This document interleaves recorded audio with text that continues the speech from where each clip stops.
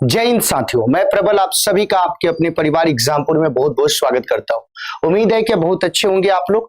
समय समय पे आपके बीच में मैं कुछ महत्वपूर्ण मुद्दा लेके आता हूं, इशू जो आपके बर्निंग इशू होता है, ज्वलंत जो मुद्दे होते हैं जिसके बारे में आपको जानना है, समझना है, और वहां से आपके पेपर में कहीं ना कहीं प्रश्न भी पूछे जाते हैं। तो उसी प्रकार का एक मुद्दा आप लोग हमेशा सुनते आ रहे हैं कि उत्तराखंड किसी न किसी कारण से पिछले कुछ समय से विवाद में आपका रह रहा है। आपने बोला कि सही बात है। अभी आपने सुना होगा, जस्ट आज कल की बात है कि उत्तराखंड के जो अभी नए जो आपके मुख्यमंत्री थे, त्रिवेंद्र सिंह रावत जी के बाद जो तीरथ सिंह रावत जी थे, उन्होंने भी इस्तीफा दे दिया। अब आपके अंदर क्वेश्चन होगा कि क्या इन्होंने नैतिकता को आधार बना के इस्तीफा दिया, कि इन्होंने कुछ घोटाला या कुछ इनके ऊपर आरोप या कुछ इस तरीके का इनके ऊपर सोशल प्रेशर बनाया गया कि इन्होंने इस्तीफा दे दिया? तो कारण ये नहीं था। इनके पीछे क्या कारण था, उस बात को समझते हैं कि आखिर में सबको ये तो जरूर बता रहे कि तीरथ सिंह रावत ने इस्तीफा दे दिया, इस्तीफा दे दिया। अगर आप उसको नहीं समझ पाओगे कि क्यों इस्तीफा दिया, उसके पीछे कारण क्या बताया जा रहा है, कौन सी बातों का हवाला दिया जा रहा है, तो आप तक ये कॉन्सेप्ट बेहतर तरीके से नहीं पहुंच पाएगा। तो आज हम इस सेशन में आपको वो पूरी जो टेक्निकल जो बातें हैं जिसके कारण बताया जा रहा है कि तीरथ सिंह रावत ने इस्तीफा दिया है, उन सारे मुद्दों के ऊपर आपके बीच में मैं डिस्कशन करूंगा। और वो मुद्दा क्या है, तो सबसे पहले आप लोग देखिए, जब हम तीरथ सिंह रावत की बात करें तो अभी ये आपके क्या थे, उत्तराखंड के मुख्यमंत्री थे।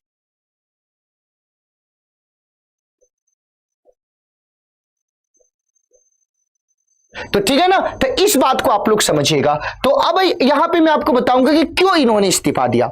ये उत्तराखंड के 10वें मुख्यमंत्री थे। इनके पहले जो मुख्यमंत्री थे त्रिवेंद्र सिंह रावत, और एक नए मुख्यमंत्री को भी खोज लिया गया बीजेपी सरकार के द्वारा कि अब कौन बनेगा भाई। तो देखो, दो प्रकार के आपके आधार दिए जा रहे हैं कि तीरथ सिंह रावत ने इन कारणों से आपके इस्तीफा दिया है।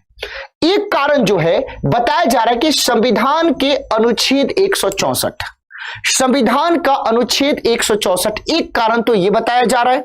हम दूसरे कारण की बात करें, दूसरे आधार की बात करें तो जन प्रतिनिधित्व कानून की धारा 151, ये दो आधार बताया जा रहा है। और बोले कि जो आपकी संवैधानिक जो आपकी गतिरोध था उसके चलते आपके तीरथ सिंह रावत को उत्तराखंड के मुख्यमंत्री के पद से इस्तीफा देना पड़ा। आपने बोला कि ठीक है, संविधान के अनुच्छेद 164, इस बात को हम समझ गए, जन प्रतिनिधित्व कानून की धारा 151 ये भी हम समझ गए, लेकिन आखिर में क्या मुसीबत आ गई? हमने तो ये सुना था कि अगर कोई व्यक्ति मुख्यमंत्री प्रधानमंत्री बन जाए, लेकिन उसके अगर मुख्यमंत्री बनाए तो राज्य के दोनों सदनों में से किसी भी सदन के 6 महीने के अंदर वो सदस्य हो जाना चाहिए। जैसे एग्जाम्पल के तौर पर हम बंगाल के मुख्यमंत्री की बात करें, ममता बनर्जी की, तो उन्होंने तो चुनाव जीता नहीं, लेकिन वो मुख्यमंत्री बन गई, उन्होंने मुख्यमंत्री पद की शपथ ले ली। लेकिन मुख्यमंत्री पद की शपथ लेने से अगले 6 महीने के अंदर उनको किसी ना किसी सदन का आपको सदस्य बनना पड़ेगा। अगर वो नहीं बनेंगी तो उनका खत्म हो जाएगा। यानी कहने का मतलब कि चुनाव लड़ने को उनको मिलेगा। इनको क्यों नहीं मिला चुनाव लड़ने को, इनको ये मौका क्यों नहीं मिला, इसको हम समझने की कोशिश करेंगे। तो तीरथ सिंह रावत का भी वैसे ही हुआ, इनको चीफ मिनिस्टर बना दिया गया। लेकिन अब चीफ मिनिस्टर जब बन गए तो अगले 6 महीने में किसी न किसी सदन के आपके सदस्य भी होना जरूरी है, लेकिन इस सदन के सदस्य आपके नहीं बन पा रहे हैं। तो कारण क्या है कि क्यों नहीं बन पा रही? तो इसलिए नहीं बन पा रहे कि चुनाव नहीं लड़ पा रहे। अब चुनाव क्यों नहीं लड़ पा रहे उसके हम डिस्कशन हम लोग करेंगे। तो पहले आप लोग जन प्रतिनिधित्व कानून की धारा जो 151 है उसके बारे में समझिए। यह कानून क्या बोलती है? ये सीधे तौर पे जो 1951 की जो धारा 151A है वो आपके उपचुनाव के बारे में प्रोविजन है। ये क्या भाई? बाई इलेक्शन, उपचुनाव के बारे में यहां पे प्रोविजन किया गया, उपचुनाव के बारे में प्रावधान आपके किया गया है। इसके तहत बात करें तो निर्वाचन आयोग संसद के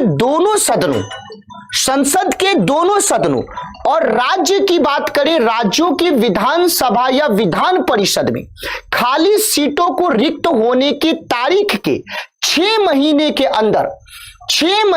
अंदर उपचुनावों के जरिए भरने के लिए आपका क्या है भाई? अधिकृत है। यानी इसका मतलब समझ गए ना आप लोग? इस बात को आप लोग समझ जाइए, एक बार नोट कीजिए आप सभी के सभी साथी, क्योंकि इसको समझना बहुत ही ज्यादा जरूरी है।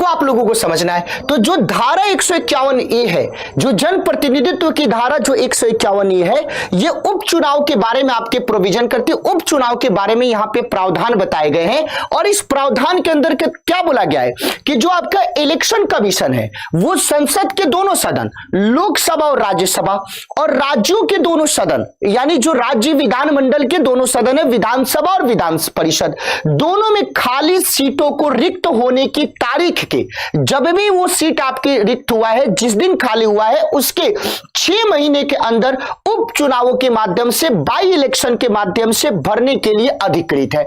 आपने बोला तो भर लेना चाहिए था ना, भर लेना चाहिए था ना, भरा क्यों नहीं फिर? तो हमने बोला कि एक एक्सेप्शन है।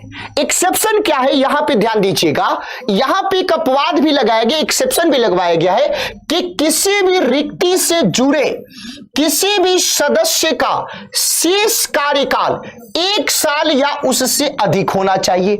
यानी जो आपका बाई इलेक्शन हो रहा है वो कम से कम आपका कार्यकाल 1 साल या उससे अधिक होना चाहिए, more than equal to 1 year. यानी जो आपका बचा हुआ कार्यकाल है वो कम से कम 1 साल या 1 साल से ज्यादा का होना चाहिए, तभी आप उस बाई इलेक्शन में जा सकते हैं और तभी आप उसमें उम्मीदवार के रूप में आ सकते हैं। अगर कम है तो आप नहीं आ सकते हैं। यही समस्या आपके तीरथ सिंह रावत के साथ आ रही है, यही समस्या तीरथ सिंह रावत की आ रही है, क्योंकि जो उत्तराखंड विधानसभा की हम बात करें तो जो 4थी विधानसभा है उसका गठन बेटा 21 मार्च 2017 को हुआ था। अब उसका कार्यकाल खत्म होने वाला है, अब मात्र 8 महीने बचे हैं। ये जो 4थी लोकसभा थी उत्तराखंड की 21 मार्च 2017 को जिसका गठन हुआ था, अब इसका कार्यकाल खत्म होने वाला, मात्र 8 महीने इसका कार्यकाल बचा है।